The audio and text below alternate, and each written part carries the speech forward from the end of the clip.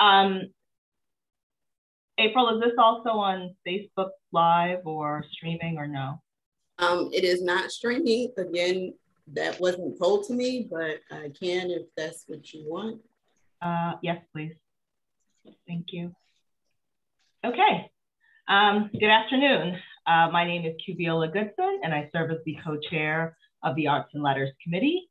Dana Giles Schwab, our chair, was unable to make it this afternoon and has asked me to welcome you in her stead. So welcome.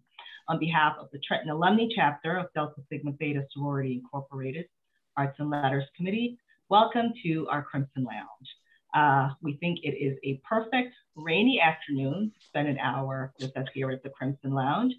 And so today we will be exploring this extraordinary book, The Personal Librarian, by Marie Benedict and our very own soror, Victoria Christopher Murray. The Personal Librarian is inspired by the true story of Belle DaCosta Green, born Belle Marion Greener, and her rise to become the personal librarian of the infamous J.P. Morgan Chase in the early 1900s.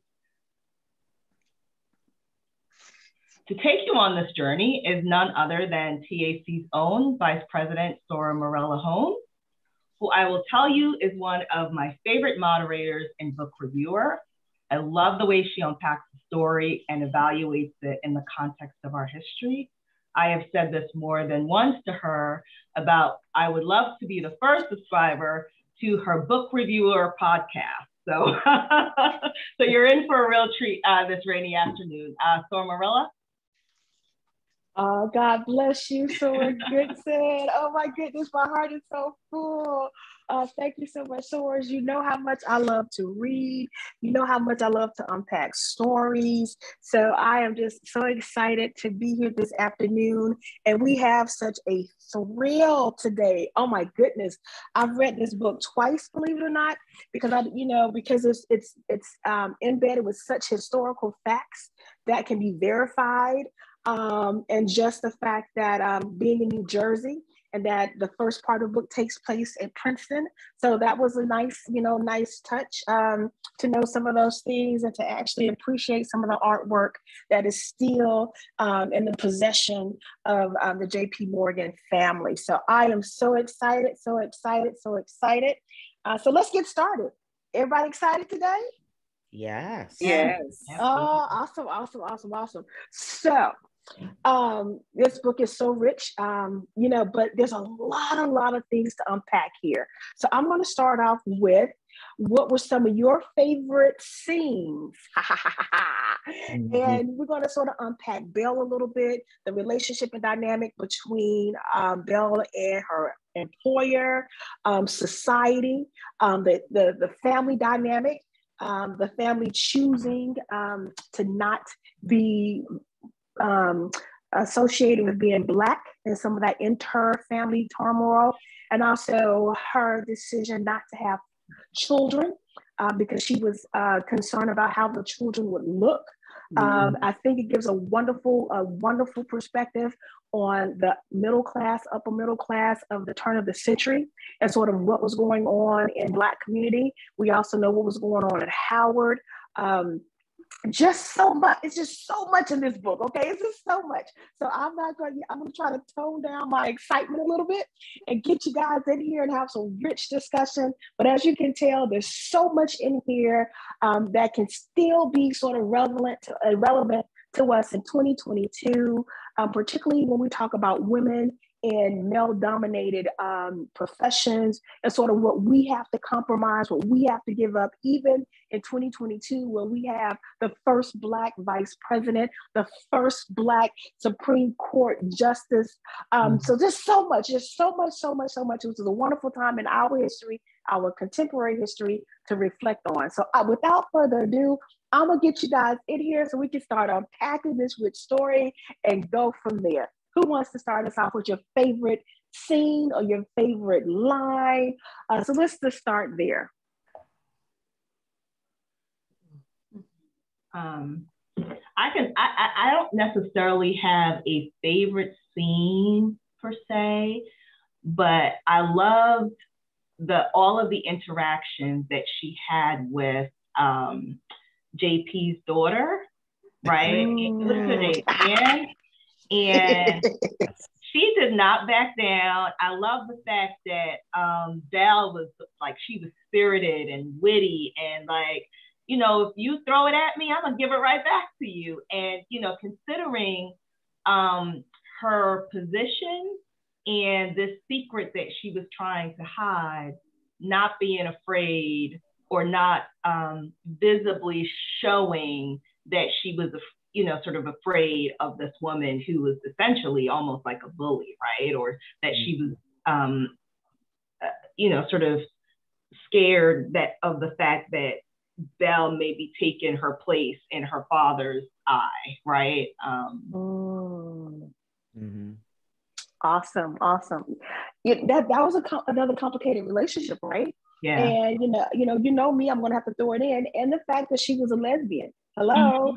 Yeah, she had her own secret, right? Yeah, right. Let's put all these contemporary things, you know, themes. And now, mind you, now this was back in the turn of the century, so you know, very, very shunned upon, and sort of how she kept that secret. And then toward the end of the book, when they acknowledged that they both knew each other's secrets, I thought that was a wonderful acknowledgement, saying, look, you got something on me, I got something on you. Let's try to work this together. Okay.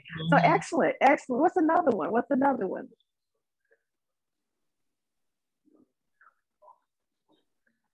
Oh, y'all quiet today. Oh, I was gonna say, I read this a while ago, but I vaguely remember her going to a party, and I can't remember if it was a male or a female Black person that was serving her, and like, you know, knew she was Black, you know, like gave her that little wink, like, I know who you are. And I think we do that a lot, you know, when we recognize each other. There's a feeling of camaraderie. I'm going to go along with what you're doing, but I know who you are. So I kind of like that little scene. Yeah. And she was so apprehensive. Yeah, she was so apprehensive too, because when she saw it, she was like, oh, they're going to find out who I am. And then that acknowledgement, like, go stick to your thing. I'm happy that you in this, you know. So that was kind of a nice interaction too. Yeah, that's a good one. For me, I think it was when Belle's grandmother on her mother's side had died, and then they had to go back to, I think it was the DC area where the family was from, and just, you know, how, you know, the reason why they never really visited the family was because of all of them were trying to keep the secret that they were passing, you know, for white. And you know, to then go home to DC and connect with your family, I thought that was really interesting, because how do you, you know, you give up who you are and go back, and then, you know, now you got to go back and pass as white again. Wow, let's stay right there, because that's one of the other major themes, at least for me in this book, is that inter-family sort of conflict where, you know, it was kind of tense there, right? You know, they were about to come. You know, there was some side eyes and some dirty looks, like, you know, all of a sudden. And so let's talk about that struggle. So, you know, here the family that, you know, they already were particularly fair skinned, right? So you have a fair skinned family, and then you come back, and there's like some tension between the fact that you're passing, whether are we not, even with our fair skin, we're still not good enough, right? And then sort of, you know, that animosity between those that have chosen, and they were very sort of prolific Blacks, right? So they were really trying to advance, you know, because the husband, you know, I'm putting a contemporary spin on it. The husband was very pro-Black. He was very big in his Blackness. And it was almost to the point where she, you know, she sort of saw that, you know, his involvement was going to sort of impact what future she wanted for her children. So let's dial that back and talk about the mother's role, because the mother consciously decided to raise her kids Black after, you know, she had that incident when the husband was asked to be the professor down at the University of South Carolina. So let's just stay right here. and unpack that a little bit. So how do you all feel about, here she was very, ride or die with her husband. And all of a sudden, after they had that incident in the University of South Carolina, she wanted to really, really sort of manipulate the trajectory of her children. Mm-hmm. So I got to ask, would you all do the same? If given the opportunity? To protect our children? Oh, she did more than predict her children, because here was a woman. I said protect. So the line of question is, because she then now opted to raise her kids white, she was protecting them? Do we face a lot of struggles in our society as a result of being Black? Let's talk about it. All I do is facilitate and moderate conversation based on the book. There's no right or wrong answers here. I just try to get us to a place where we can think more deliberately, more contemporary about what we've read. So that was protecting her children? I guess you could see it in that way. Okay. That's one perspective, I should say. That's one perspective you could have, because a lot of times we as African Americans go through a lot in this life. And I guess if you thought about it for a period of time, you could say, I don't want my children to have to go through this, so I'm going to divert it as much as possible. Okay. Anyone else? I think that it's one. Oh, go ahead. Go ahead, Bonnie. Sorry. I was going to say, I think it's one of the complexities of American history that we failed to really deal with, and that it was more of, I dream a dream, and the way that race and color plays a role in it in America has made me come up with a decision to choose another path. But even in making that decision, you don't realize the weight of that domino effect, because to live with that decision is a cumbersome and complex weight on your life forever.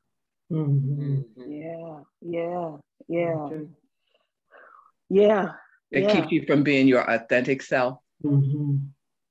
And it separates you from your ancestors and your history. And when you make that decision, you're making the decision for your future, but you're not understanding that you'll never escape it. Your future and your generations to come too. Yeah. I mean, so for me, I know I couldn't make that decision because I don't lie well. And that's a lot of lying. And that's a lot of, you know what I mean? It's like you're worrying about being known, and that eye contact. Because Black folk know.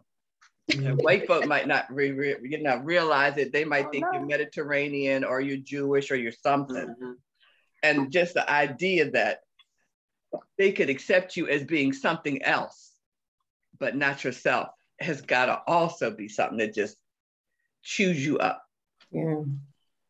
Well, she did. So she did say that she was South American. So that's sort of why she adapted her name, so that they would think that she did, she was something other. So that was an excellent point, Bonnie. Wow, powerful, right? Absolutely powerful. Anyone else want to weigh in on the mom's decision? Because the mom's decision basically impacted her life. And you know what, for me, I'm just thinking about it, how even as Black women, we have to do so much code switching, and how it's so exhausting, because no matter where you are, you have to figure out in your mind, so what am I supposed to do in this situation? So I'm also considering her overall mental health, because that had to be exhausting. The secret, and then who am I supposed to present as today? So, I echo that, Danielle, and I feel like that carried throughout the book, right? That every day she carried this weight or the secret, and so just a burden. And I would imagine similar to the mental health challenges and the other health challenges we have as a result of sort of this hyper and having to be on guard and having to be aware and dealing with the microaggressions, that really probably weighed heavily on those children. Like even her decision, right, not to making a conscious decision not to have children, right, because so that secret just carried throughout her life, not just the mother's life, but the children's, and then their children, right? So. Wow. So such complexity, how one woman's decision based on, so it just talks to us how the decisions we make, how we inform by things that events that happen in our life have generational consequences or sort of generational, trajectories. So her mother's decision to have her kids pass as white now is not just the first generation, but subsequent generations now. And we can celebrate the fact that now we can call her, we can claim her as being African-American, but think about, that 100-some years of history where she was viewed as being this white woman who was able to amass this prolific art collection for J.P. Morgan. Right. That she was essentially, she was the woman, like she was the woman that even across continents, they knew her to be the person. So I want to talk about her rise to excellence. Talking about Black girl magic. Yes, she was Black girl magic. But the mere fact, the time and the fact that she learned languages, that she was going to be the best at art history, so that she could be respected. Because now she's just not a race issue, it's a gender issue, right? Mm-hmm. So I want to talk about the fact that she had to tell the gentleman that his painting was a fake. Anyone remember that particular episode in the book where y'all got quiet on me, right? Okay, so let me go back a little bit. Let's talk about her love interest. Okay. So was he slimy or was he slimy, ladies? I just want to just let me know. Y'all know how I get with the love interest. Was he slimy or was he slimy? Let's see who thought he was a very good guy. No one. No one thought he was a very good guy. Come on. Well, probably in the beginning. We thought that, but of course, as the story goes on and you get further into it, you see things, Okay, now he had a situation, as my young people say, right, with his real wife, with his legal wife, right? Mm-hmm. They had a situation that we would not call an open marriage, right? Yes. They had an open marriage, so she did her stuff, he did their stuff. As long as the stuff didn't come, as long as it didn't cross ways, right? So let's talk about this. Let's talk about what happened when she spent that time in Europe. And sort of how that manifests. And particularly, I think it's very apropos seeing that some information was leaked from the Supreme Court justice about Roe versus Wade, right? I'm tiptoeing around it. Nobody wants to bite it, right? Nobody want to bite on it? Okay, no worries, no worries. Nobody wants to bite on these contemporary issues that was happening at the turn of the 19th century. But you see how even people with means, I got to contemporize it, y'all, it wouldn't be me if I didn't. We even see, even back then, people with means were able to have control, whether she knew it or not, over their reproductive rights, right? Mm-hmm. He was able to put her up in a very nice, for those times, a nice hotel. He had his little assistant and his little, escapade sort of look out for her, but he took care of that, right? As they say now, he took care of that. So even back then, so when you talk about, the impact of whatever the decision is going to be in a couple of months, who is it going to really impact? Because people with means will still be able to sort of have that control and power over their lives, right? Mm-hmm. Okay, I'm gonna stop back out because y'all ain't really responding. So I'm gonna go to the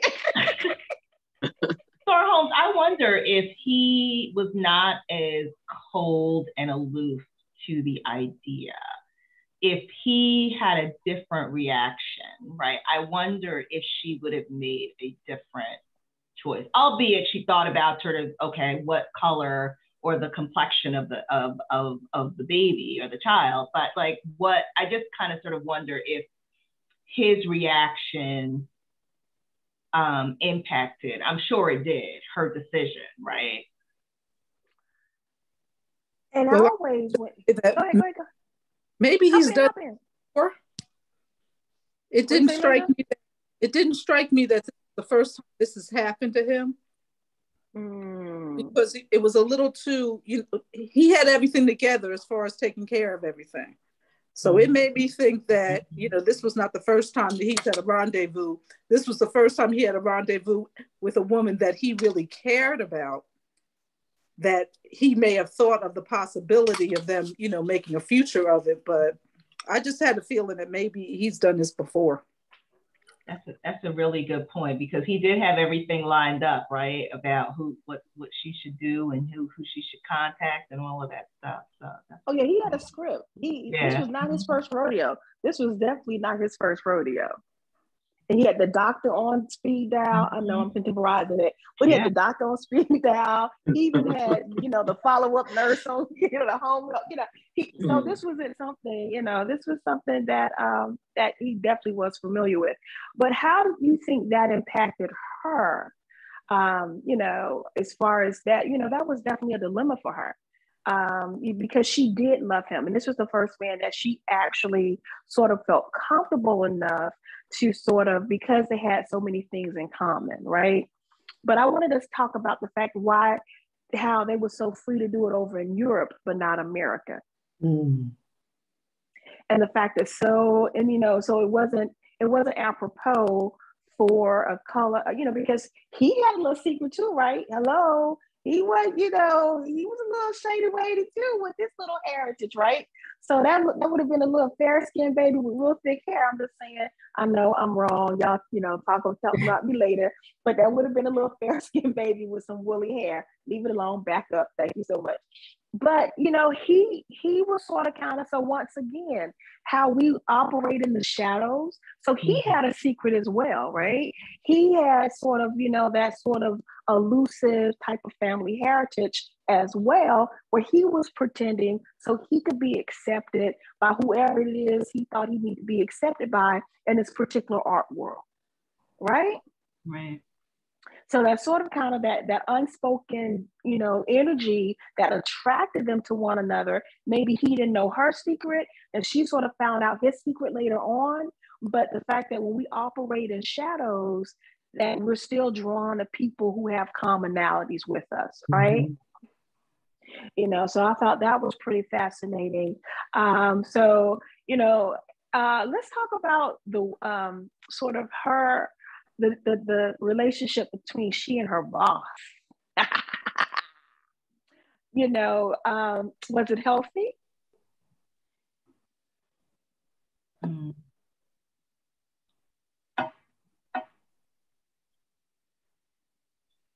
Y'all got quiet on me. I don't know if one could call that healthy. I think, and I was trying to figure out as I was reading it, is her, like, because she somehow had an attraction to him as well, right? But was it because, albeit different from how she felt about Bernard, I think that's his name? Yeah.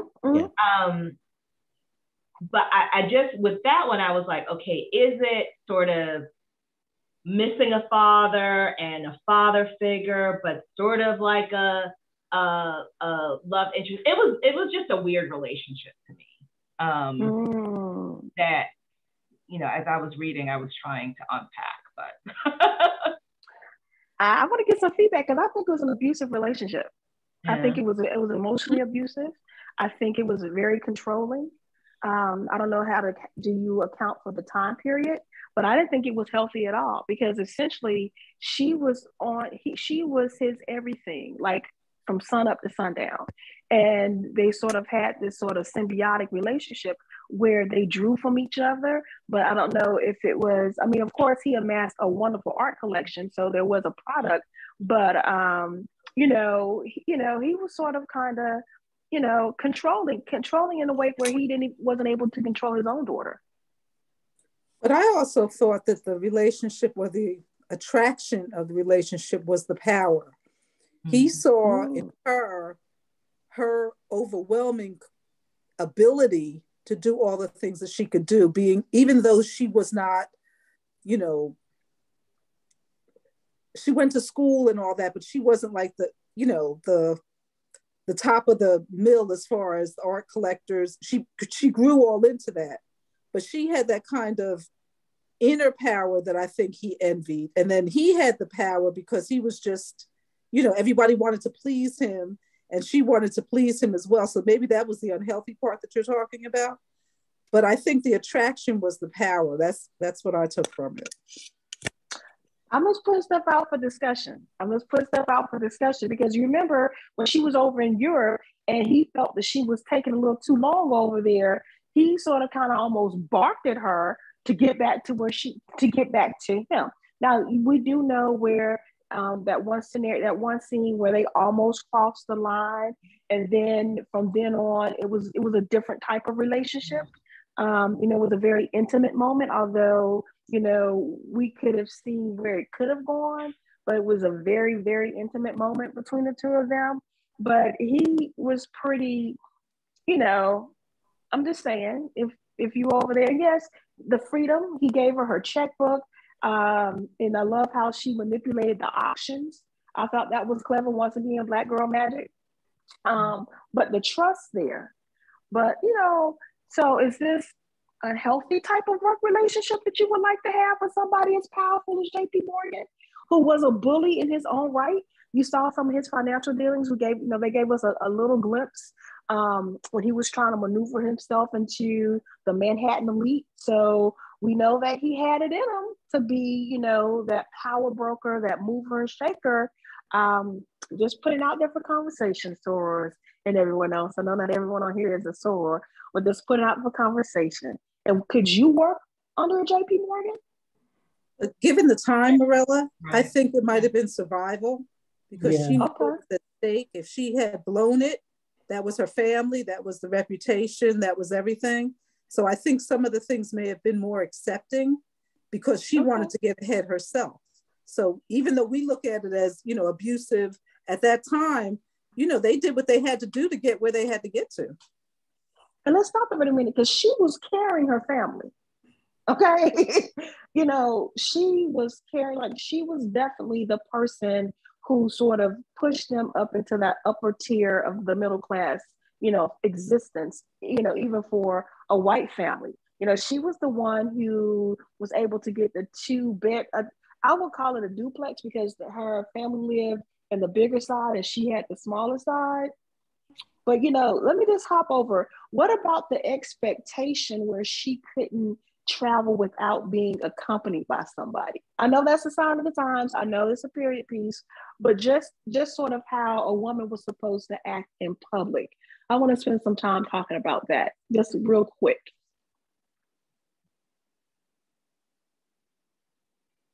And the fact when she came home a little tipsy that one time and what her mom said to her. Anyone remember that particular scene? But Morello, just like you said, it was the sign of the times. I mean, my mother growing up wouldn't wear jeans unless you worked on a farm.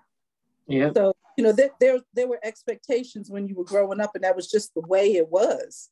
So, my mother even told me, I can remember being in middle school or something, and some boy walked me home, or he was coming to see me or something. He was coming to see me. It was in high school, and he had a car, and he beeped the horn. My mother had a fit. Mm-hmm. How dare he beep the horn? And, you can't come up to the door and all this other stuff. So the fact that at that time, again, I go back to the survival, Black women passing for white, had a lot more things going on than we could even imagine. And then it was just that, a woman acted the way a woman acts. It's not, there wasn't any deviation from it, So the fact that she came home drunk and, mom had to tell her, it was because that's the way mom was raised. Right. So was that a bad thing though? Was that a bad thing to have these types of moral, spoken and unspoken sort of expectations? Was it a bad thing? I don't know that it's bad, but it was just clearly defined roles. Mm-hmm. The roles were clearly defined. Now it's just a bunch of gray areas. Mm-hmm. And there's a matter of respect too. So, so we talk about, so I'm gonna, put into the, the century. We talk about sort of the sign of the times, but they were very definite. There was civility. There were certain things that, expectations of standards of behavior where you sort of kind of knew that you're supposed to dress a certain way for certain functions. You're supposed to act a certain way for certain functions. So you had all these unspoken or spoken expectations, as where now, anything goes, and there's no expectation. And with the advent of social media, so let me just ask this question: Could this role, this character, exist in 2022? Absolutely not. I was going to say exist or thrive. Maybe exist, but it's no telling how they would be considered eccentric but it also depends on what part of the country they were in. Okay. So do you think, could this story have been told in Georgia? Could this story have been told in Louisiana? Or because it was in New York, it was because of everything that was going on that the geographic location allowed this story to happen? I think that has something to do with it as well. But I think it's unlikely that would happen today, because for example, as she elevated, right, there was a lot of press about her, right? And so back then it was hard to find out information about people, but now it's very easy, right? And so I just don't think, given her high profile, that she would have been easily sort of been able to escape that path. Okay. Anyone else?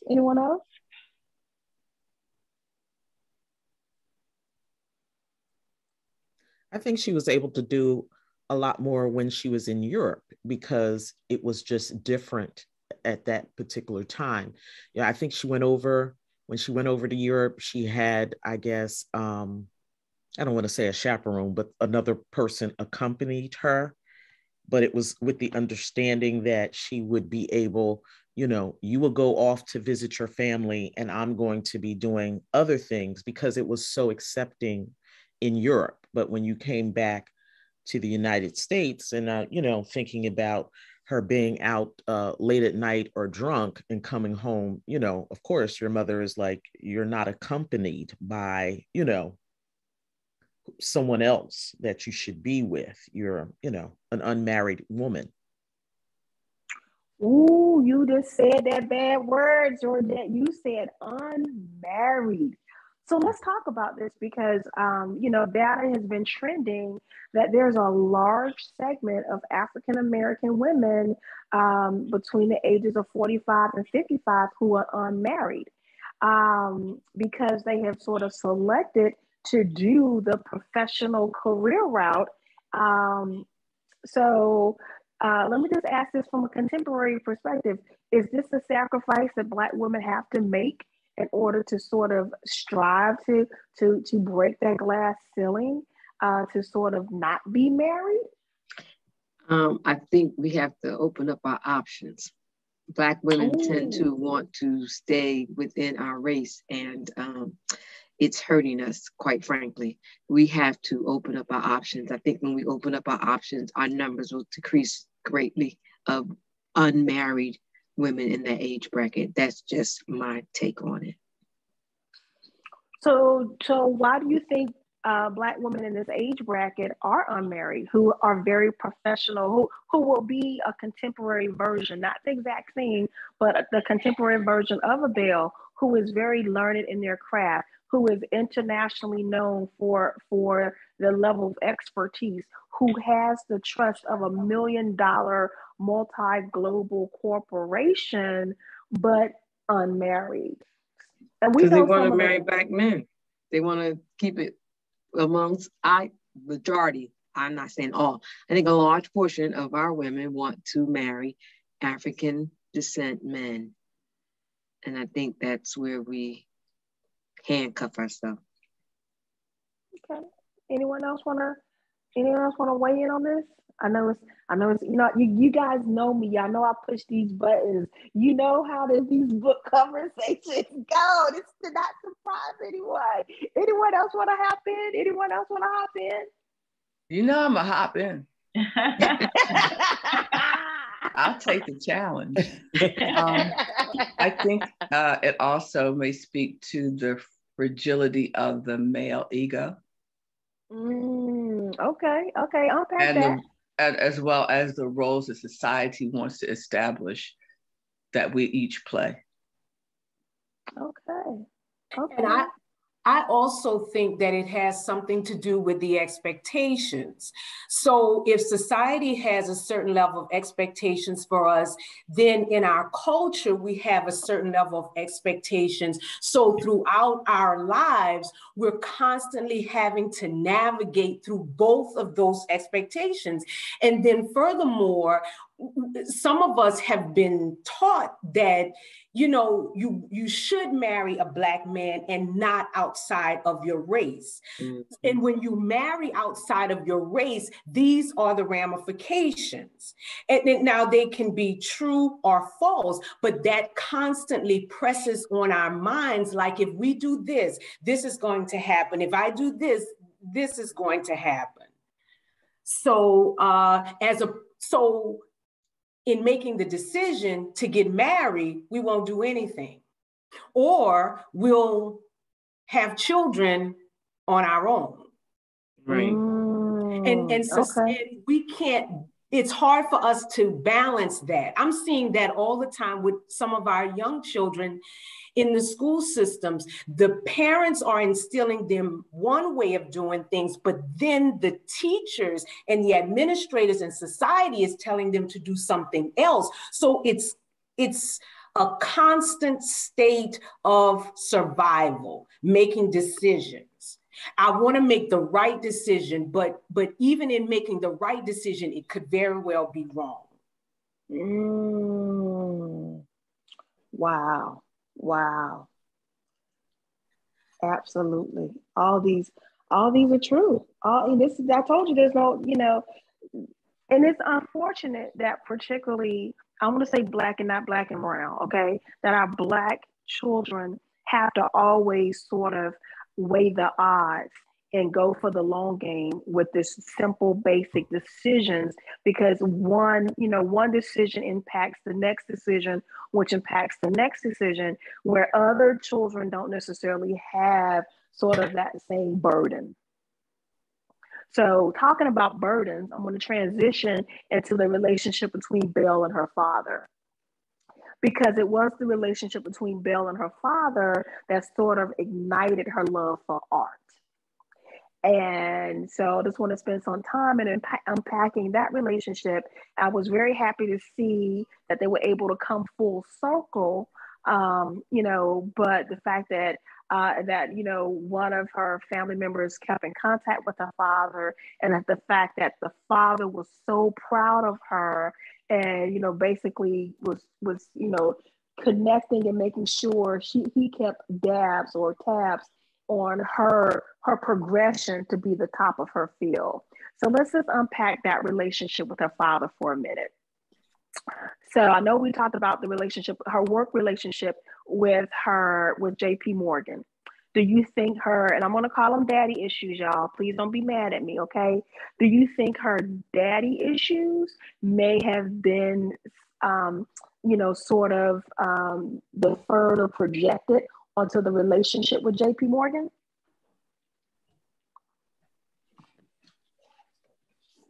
I think so. And I think that that's what makes her relationship with JP Morgan complicated, right? I think that there was this desire to sort of please him, right? And make sure that she was the best curator and make sure whatever she did, and I was in sort of in the art world, that she would excel. And I think part of that had to do with, again, wanting to make her father proud, although she did not have that connection with her father at that point. But because he stemmed her love of art, I think what she experienced with JP Morgan was some quote unquote daddy issues. And I also thought it was telling in the book where, recall when her father died and she found out and she went to the cemetery, the book made sure to say that she passed by JP Morgan's grave in order to get to her father's, right? So weren't they buried at the same cemetery? That's right. Yeah. Good catch.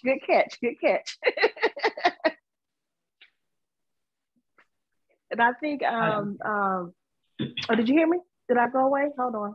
No, you're here. I can. Okay. I don't know. So good catch, Sora, because I thought it was that imagery was very telling, because the two men who were sort of pillars in her life, sort of the juxtaposition between both of them, right? And sort of how to sort of negotiate some of that. And I thought it was very nice how, although he had gone on, I thought it was interesting that he married another non-African ancestry person. I'm just gonna put out there. I'm gonna let that dangle out there for a minute. He may have some other issues. I'm glad he was over in Russia. I do understand he was over in Russia, and and since then I've done some more research about who he was, and he was a pretty prolific person as well, as sort of how he ended up over there. But I thought it was interesting that once again he didn't marry her, but he chose to cohabitate with someone who wasn't of African ancestry. But I want to talk about how JP Morgan took care of her. What's the time, Soros? What's the time? Do we have time? Okay, we have a little more time. We have 10 minutes. Okay, got a little more time. So he bequeathed her a significant amount of money for that period of time. Mm-hmm. So what do y'all think about that? Not only did he leave her money, he left her a position.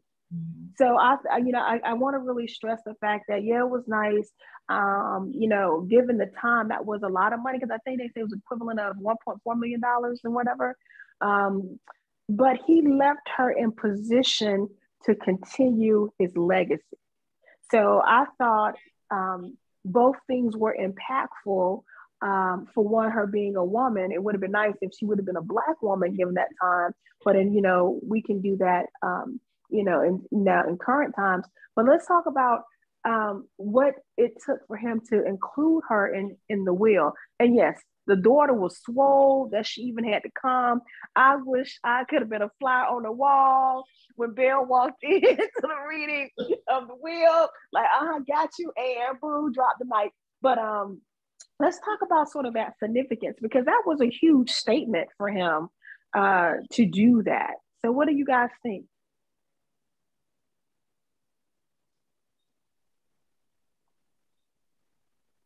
Oh, y'all got quiet on me? For real? Y'all quiet on me? I don't know. Do you think, I don't know if it was appreciation or it was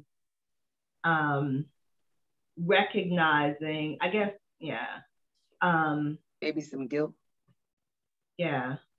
I think it was both of those, Phila. I think he, as he got older, realized that he was deserving. And then on top of that, whatever was going on with him and his family, he felt she was, that it was better to give to her than to give to them. You know what I'm saying? The daughter wasn't, that was his daughter, yes. That was his wife, yes. But that relationship, there was a whole lot more to it than they even put in the book. Yeah. So I think it was partially that he felt he owed her. because she did put up with all of him and all of his antics all those years. But yeah, I think it's part of and guilt. I'm sure there was some guilt in that.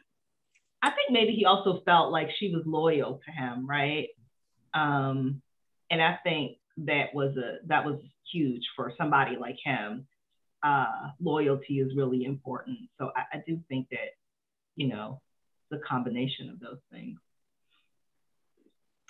I think it would, absolutely right. I think he wanted to make sure, because the whole point of her was to build his legacy, right? So by keeping her in position at the library, she could continue to make sure, and we know he was right because we still talk about his collection in 2022. But I think just a way to tell her thank you, because he was a complicated man.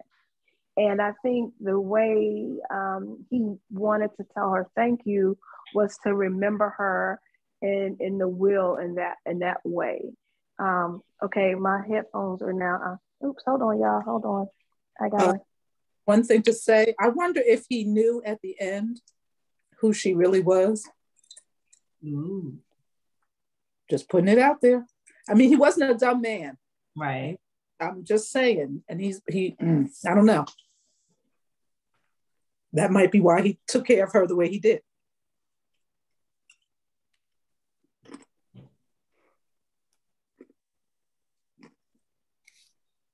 Did we lose Morella? Hello, can y'all hear me? Yeah, we got you. Yes. Uh-oh.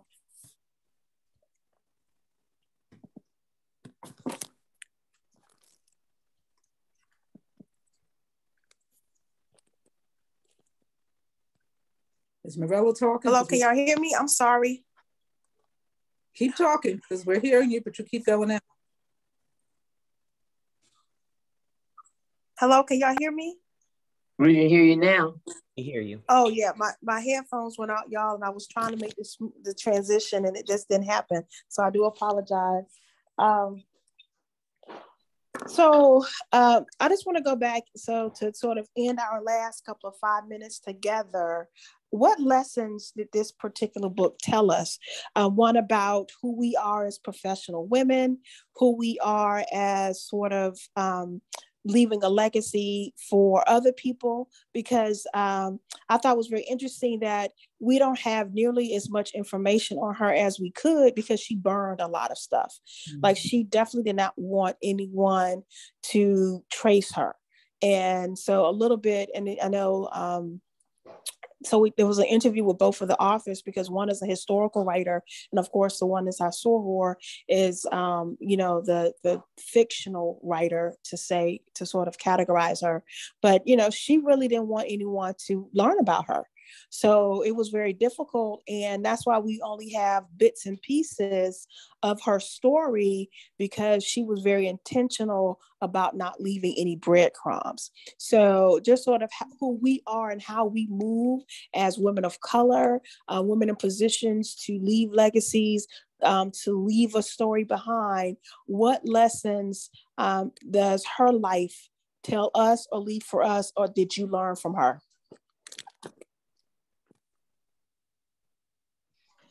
Don't you think she might have been a little schizophrenic in order to play those two roles all her life?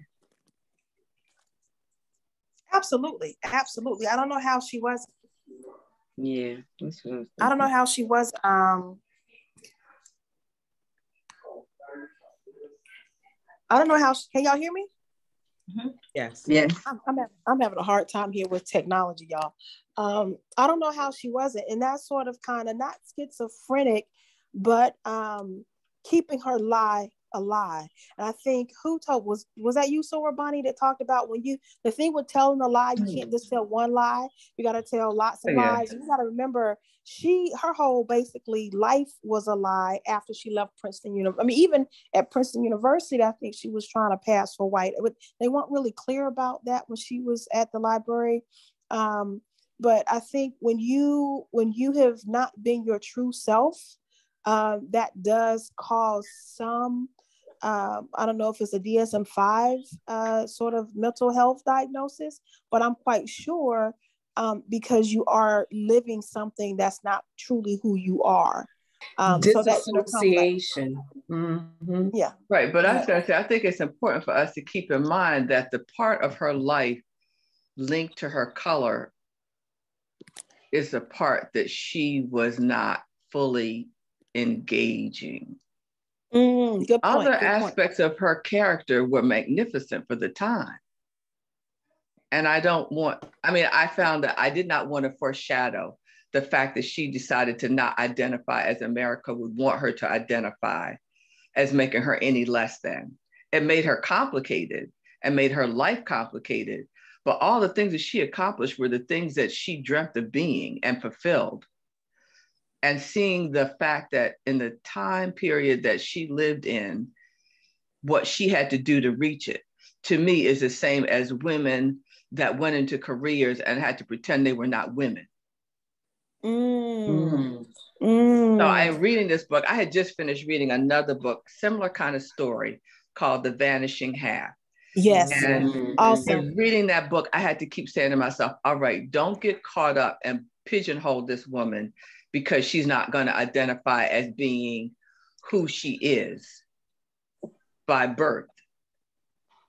Look at her at what she has accomplished as a woman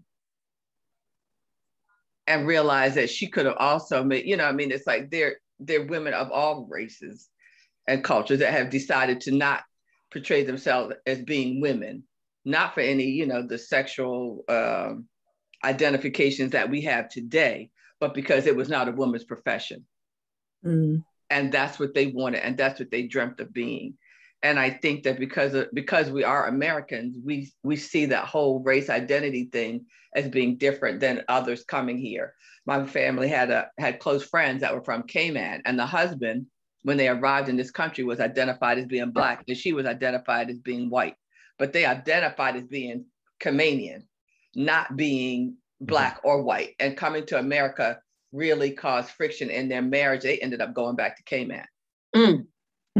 And I can remember that as a child, but I didn't really see it for being that because I was only like 8 or 9 years old. And it wasn't until I was much older and they came back to visit that my mother explained to me why they left so abruptly and just went back home. Wow. This society makes it difficult.